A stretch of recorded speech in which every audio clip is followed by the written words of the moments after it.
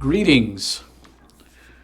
I just wanted to say a few words about the EOA Koetting, EA Koetting. I'm already screwing this up, so that's a good start. Situation and just the situation with the occult in general, in the occult online. It's a terrible tragedy what happened with this individual that was associated with EOA Koetting in some form or fashion. Just a quick synopsis on my experience with EOA Koetting. I've always had an interest in spirituality, religion. I consider myself a spiritual person. And being a fan of, different forms of art like horror movies and so on that have a little bit of more of a, Halloween type imagery. I always found the subject a bit interesting. Anything from Led Zeppelin to, as I said before, horror movies and so on.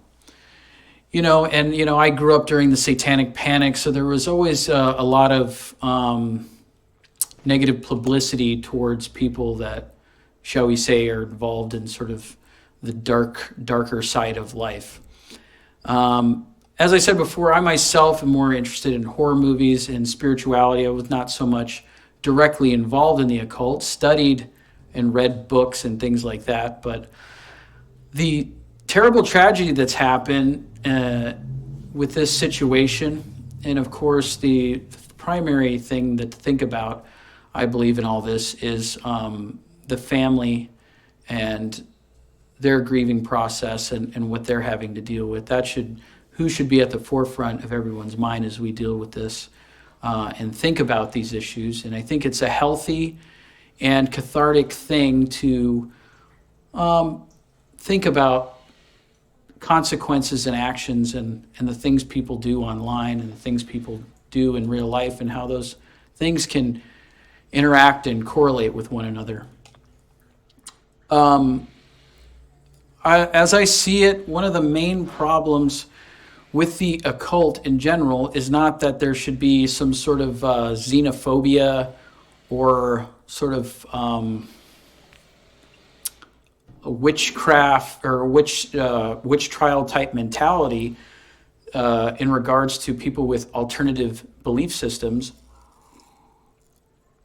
but that over the years of examining things and seeing people online and seeing the same conclusion that a lot of other people have come to, and that's the simple fact that not all, but a lot of people that are involved in the occult, the biggest issue they have is they lose touch with reality. And if you think about it, it makes a lot of sense, because if you are involved in a spiritual movement or some sort of alternative religious movement in which people believe that they can summon spirits, malevolent, benevolent, or benign, and think that they can have them do their bidding and that gives them certain powers, that leads itself to people, quite frankly, losing touch with reality. And again, I don't want to paint with too broad a brush. If somebody feels that this is an important way of experiencing their spiritual life or their religious life, I don't want to denigrate them or put them down or make them feel less than. That's definitely not my intention. My intention is to show that, to give people another thing to think about when they're interacting with something, that not everything is as it seems, and not everything may seem so fun and innocent as it seems. And so what tends to happen with people is the occult itself lends itself for you to sort of act or interacting with your subconscious and with your perception of things.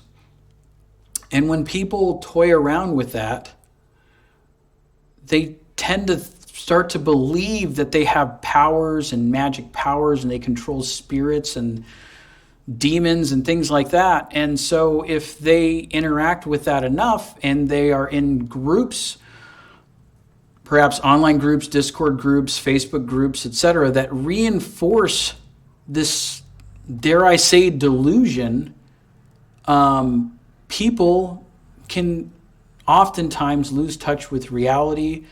And honestly, the clinical term for it, although I would not say about this about anybody in particular, but I see it more as a phenomenon and don't want to single anybody out. But clinically, it would be considered psychosis. When somebody is losing touch with the real world, it can be a very harmful thing to their mental health and to their life and to the people who are in their lives. And so oftentimes online, you will see people that have YouTube channels and other social media outlets, and you will see the turmoil that occurs in their life. They're having a lot of, everybody has issues. So I'm not trying to single people out again, but you'll see people with interpersonal issues. You'll notice that they're live a more transient existence. They're losing their job, they're losing their home, they're losing their relationships and everything else. And when somebody gets really involved in something and becomes a true blue believer, they tend to make that the most important thing in their life, and they alienate the people that really care about them, and they isolate themselves, which creates more mental health problems. And it creates an echo chamber where you think that your word is law and you don't listen to the opinions of others. And it can become a very harmful thing to people. And if you juxtapose that with mainstream religion, where you oftentimes have a lot of different opinions and people voicing their opinions, and often it's integrated with the existing society as we know it. Mainstream religion is, and it's really not as prone to these kinds of phenomenon that we see within people that are heavily involved in the occult. And so again, I want to reiterate, I don't want to put anybody down, I don't want to denigrate anybody, but it tends to occur more within the occult community than any other spiritual or religious community. And I believe there's something to be said for that. And we certainly don't want to say get involved with a correlation versus causation equals causation error. In other words, we don't want to say, well, 100% of people that die in car accidents have a computer and say that's a causation based on that correlation. But I think we can see some real concrete reasons why this occurs more in the occult. And I think that when we reinforce a disconnect from reality, when we reinforce an ideal that you are powerful, you control spirits, that people don't understand you, and that you're in a league of your own, that can be very unhealthy for people, and they need to be more cognizant of that when they get attracted to these sorts of groups or ideologies. And that can be a very harmful thing. So in regards to E.A. Koetting specifically, he's somebody that I have followed on and off throughout the years on YouTube as an interesting personality, shall we say. And he was running it mostly as a business. Again, I'm not involved with any of these occult groups. I find it very a potentially dangerous situation. So I'm involved, myself, I'm involved in Buddhism and meditation and basically any kind of spiritual practice that is involved with peace, love, kindness, loving kindness, pacifism, etc. I am not involved with things where occult communities where they're involved with trying to get wealth, relationships. It's a very self-centered, the left-hand path, spiritual movement. So it's not something that appeals to me, but he ran it as a business, and I think that there was just a lot of imagery that appealed to people because he would invoke a lot of names of different beings that were, in Judeo-Christian culture, considered very dangerous and evil, etc. I don't prescribe to that as being the issue. I perceive the issue as being these spiritual movements tend more often than other spiritual movements to be associated and correlated with just losing touch with reality.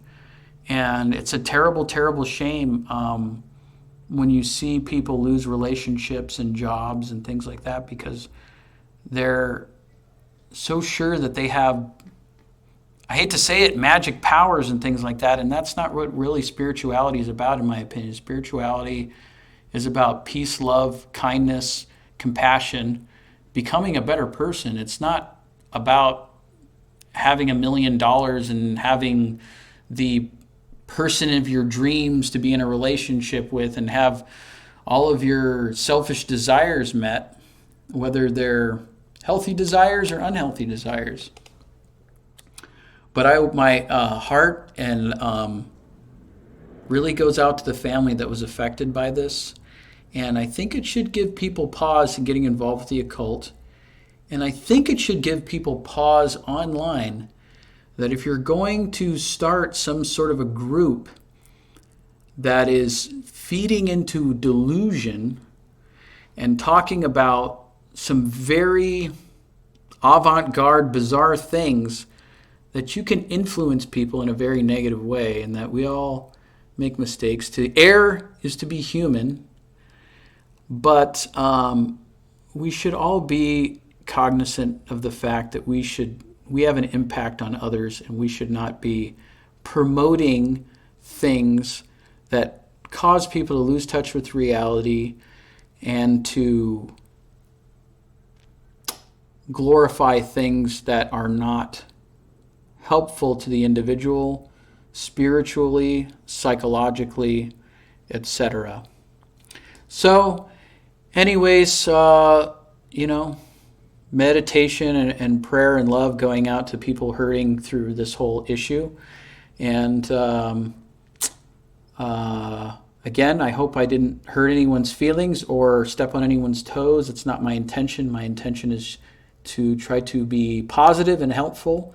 And so that's about all I have to say about that. See ya.